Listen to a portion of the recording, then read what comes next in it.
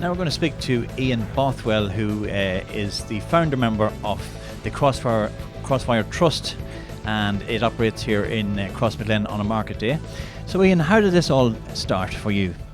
It all started as a result of a television programme which I saw back in 1981, and it showed Crossmaglen in rather negative light with bullet holes and fear and devastation, and I decided to come and remind the people that there was a God who had a future and a hope for them. So then you arrived in Crossmaglen, and how were you received at the time? Well, it was very strange. Looking back, the soldiers didn't know who I was or what my motive was, so they had an issue, and local people were curious as to why I had come, and dogs did follow me around and bark because I was a stranger.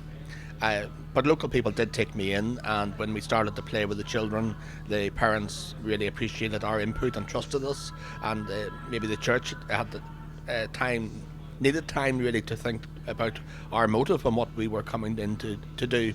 And probably looking back, we probably didn't know what we were trying to do, but we wanted to try and do something, and we started with the children and teenagers and built up relationship. So you came here as you were in your early 20s when you arrived here in Crossmaglen.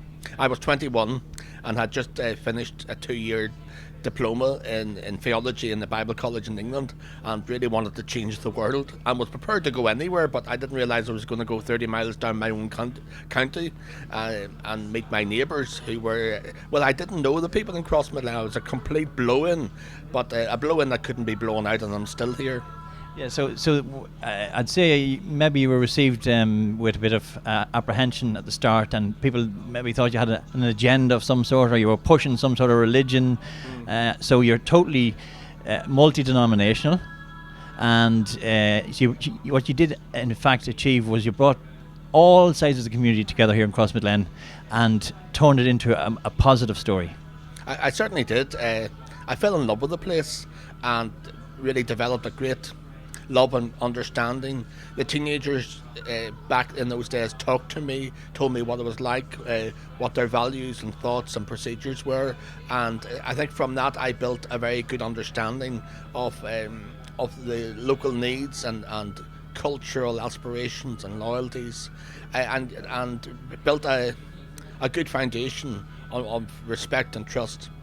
The local people didn't really know what to do with me, but they liked the idea of this guy coming in from outside, and they trusted me with their children, remarkably trusted me, and allowed me to develop where we are today, bringing people in from outside, especially from England, to build bridges north and south, east and west, and from Ireland to England. So what sort of clubs did you set up for the youth? I started with a 5-day summer club in a local Ardross Park, local park, and I've kept coming there for 33 years.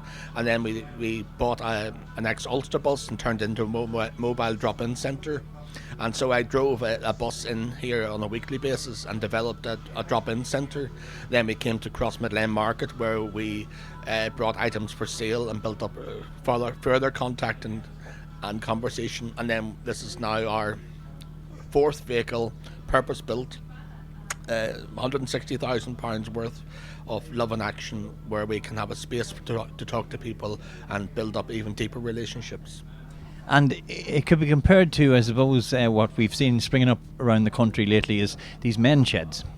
Yes, it's very important to have an environment in which men feel they can talk, and there's no sign for counselling or befriending. It's just a drop-in centre. There's tea and coffee, and especially hot soup at 8 o'clock in the morning that some men really appreciate. And I think having a market stall where men can lean on and talk over is very important. It's not a counselling environment, and yet it's an ideal opportunity for men to talk about issues, how they think, how they feel, and what they'd really like to achieve and do in life, which perhaps they have been denied the opportunities during the Troubles, but they are certainly aiming for a better future, and wanting to put things in place that they can be more cross-community, more friendly towards their neighbour, and more understanding. And would I be right in assuming that it's not just for men, the ladies are welcome as well? the ladies are welcome, teenagers, and those who we reach out to in the summer. The children come and bring photographs in September and October of their summer activities with us. So there's like a lot of contact and genuine conversations about real life issues, and we do like to bring people in from outside to meet the people at Crossmaglen, because there's a friendliness here, there's a culture of openness and respect and good fun, which I think the outside world don't know about the old Crossmaglen, as I refer to it, of hospitality and openness, and the sharing of food and the sharing of resources and the telling of stories, people's life experiences, and they do want to get this out to other people. I remember some lady said to me, when you take your nice meetings in Belfast and wherever you go, please tell them that we're nice down here in Crossmaglen, and that's my pleasure to do. So really what we're saying is, for too long Crossmaglen has been seen in a negative light, and this story of the trust being set up here has really turned it into a positive news story for Crossmaglen. Oh yes, it's positive that we are here.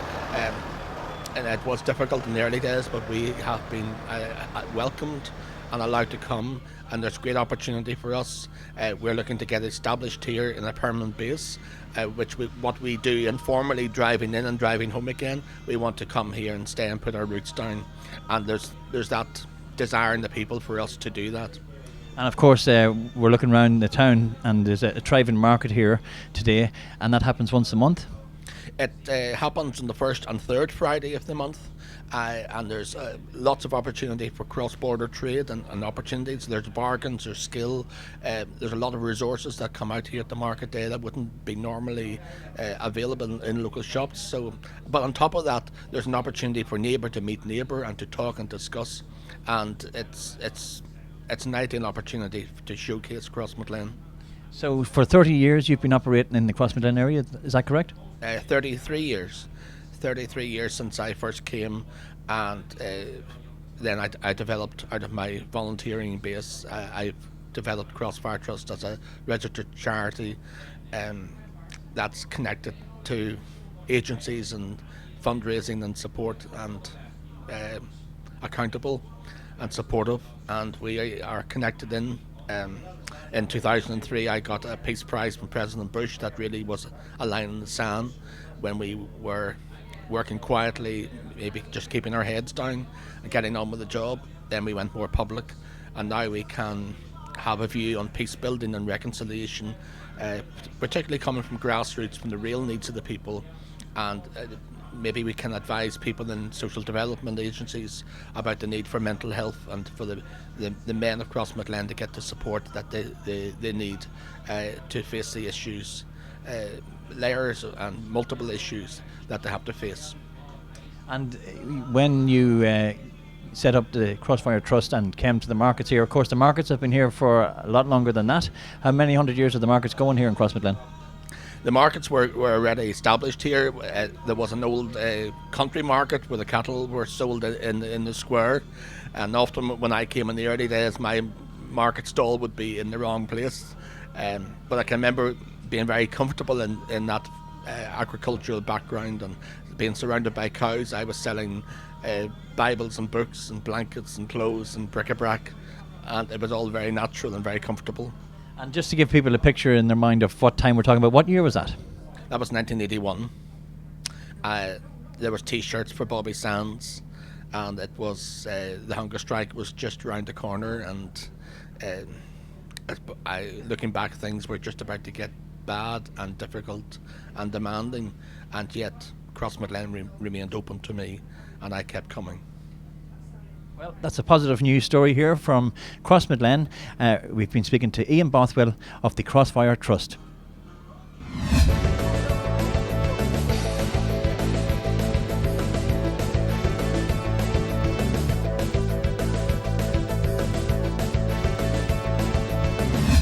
Now we're speaking to Sebastian Evans, who's a local here in Crossmaglen. So you're involved with the Crossfire Trust, and what have you been doing with the Crossfire Trust? What sort of events have you been involved with? I have been going to camping with Crossfire Trust. I have been staying in different places, taking day trips up and down the country. I have been volunteering with them this 2 years, and just helping out whenever I can down in Darkley and around the area. And so it's a very well known organisation here yeah, in it's very Crossmaglen. well known. It's well established. Yes, very well established. Been here since, I'd say, the 80s, helping out. Would people come maybe when they finish school and get involved for a couple of years, then move on to college and come back again? Well, I would hope so, to be honest. It's a very nice organisation. You'll always meet people, go out on social activities. It helps people come together as a community, cross through the religion barrier, and help other things like people with maybe problems, antisocial, bring them out and meet new people. Yeah, and then also get them the help that's needed, specialised help. Especially help. It will get them, like people in Cross were affected by the Troubles. It brings out the better side, tries to bring out, talking to them, what went through their minds in the Troubles, what happened, what affected them. It also helps them with that, yes. Yeah, because I think it's important to point out that outside of Crossmaglen, people would have a different image of it. And when they come here and see the friendly atmosphere and the people, they're very warm, they have the stories, it's a very, very nice place to be. Oh yeah, it is a very nice place. Like, it did get a bad reputation years ago. It was known as bandit country for a long time, and when people come in, they actually find out it's a nice committee, friendly people. A lot of local shops will be very assistant with everything they do, and it's just full of normal people that want to have a bit of crack. So the service is involved there, and plus, of course, you get fantastic value here in Crossmaglen as well. Oh yeah, very good value. You've got sports shops, local news agents, and you've got the Gaelic team, of course. Always good place to go. But it's a very nice place, yes. And it's the home of Oisin McConville? Oh, it is the home of Oisin, yes. Oisin's a very nice man. He's done well in his Gaelic career. Okay, thank you for talking to us today. That's no problem. You're very welcome.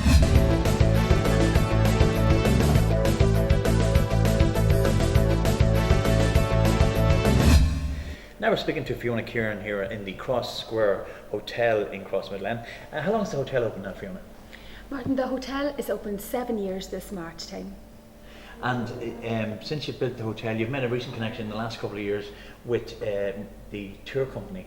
Yes, we've made a fantastic connection with a local tour company just right across the border in Inniskeen, Matthews Tours. How that connection came about is through the Crossmaglen and South Armagh Chamber of Commerce, of which I'm secretary. The formation of a tourism subcommittee to connect the natural interland, which would be South Armagh and the Inniskeen, Dundalk, Monaghan area, and that connection has just went from strength to strength. And this is Matthews that were involved with the Olympics there. Yes, that's exactly Matthews Tours. Colin Murphy is the representative from Matthews Tours, and myself and Colin work together on promoting tours, particularly the border tours, to the North American market. And so when people come to South Armagh, to Crossmaglen, and from these tours, what is their reaction? It's one of complete surprise, actually. South Armagh and Crossmaglen has that notoriety factor attached to it because of the Troubles. I think that when visitors come to South Armagh and to Crossmaglen particularly, they're surprised at the warmth of the people, and I suppose the fact that we have been closed off for quite a number of years because of the Troubles, there is a want and a need from the local people to show the world pretty much who we are and what we have. We have a fantastic history, albeit a little bit colourful in its nature, but I think the natural beauty that we have in the area, the folklore, the stories, the music, and recently actually the Bard of Armagh competition, which is renowned worldwide, the winner of the Armagh Bard is a local man, Martin Herty, so we're very, very proud of our music and our story and our folklore. Well, the next time we come to Crossmaglen, we must talk to Martin as well. And of course, it's the home of the famous Oisin McConville. Of course, well, Crossmaglen is synonymous with the Rangers GAA club, and we're all very proud of it. I suppose the club is endowed in every family in the area, from you pretty much can walk. There's my own children are part of the club from they've been 3 and 4 year old, and it is fantastic. From Oisin, from the senior team the whole way down to infants, it's just a fantastic resource in the area. And now, recently you had another visit. You had a visit from another very famous GAA person, DJ Kerry. How did that come about, and how did it go? Well, the connections between the Rangers GAA club stretches far and wide. So DJ Kerry was approached by Cahill Short, another renowned Rangers GAA player, to come to the area, and DJ Kerry has just recently completed his autobiography. We had phenomenal support for the book launch here. We had teams travel from Monaghan, from Armagh and from Louth. It actually coincided with the lighting of the Christmas tree here in the town. So not only had we DJ Kerry, he had stiff competition with the man in the red suit himself, Mr. Santa Claus. On that night, it was a fantastic showcase for the town. Many of the businesses stayed open late and ran special offers, and DJ Kerry has promised to come back to Crossmaglen in the future. Well, now I heard reports, Fiona, that DJ Kerry sold more books here in Crossmaglen than any of the other launches he had done. That's exactly right. Well, it's a testament to the people, really, of this area. As I said, GAA football hurling is at the very core of our being here in this area, so it's no surprise. Now, it'll be probably a surprise to people who were living in the past to find out that when they come to Crossmaglen, there's no army walking the streets, there's no heavy police presence, there's no one hanging around with whatever. No, there's, people I think are actually surprised that there's no marking even when you cross the border. You don't know when you're in the north or when you're in the south. Crossmaglen, it would be unfair to say Crossmaglen is like any other town, because we're not. We have that little something special here in Crossmaglen. It is a small town. We are the first hotel in Crossmaglen in over 100 years. And incidentally, the last hotel in the town was ran by an aunt of my grandmother's, Auntie Jo. We didn't really know the history of the last hotel in the town. It was called the Commercial Hotel, and a local person actually presented us with a photograph.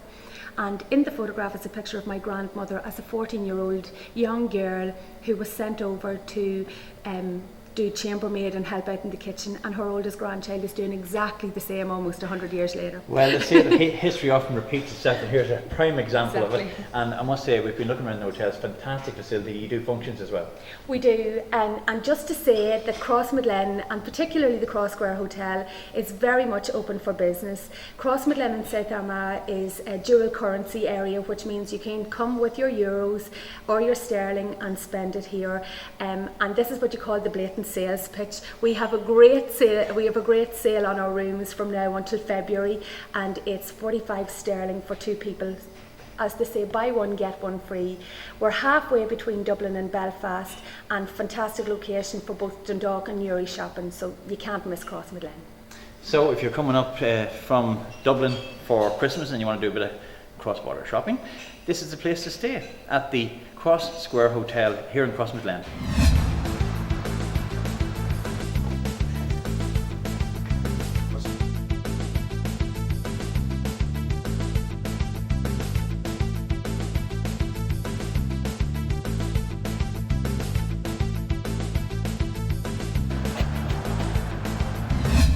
Now we're here in Luke Murphy's Pharmacy in Crossmaglen, and we're speaking to Ellen Waters. And how do you find trade this year, Ellen? Yes, we're finding trade's actually very good this year. We're really noticing that there's an increase, with southern people coming down across the border, to make use of the reduced perfumes and the prescriptions and things like that there as well. We really have a lot of things to offer here with very good prices.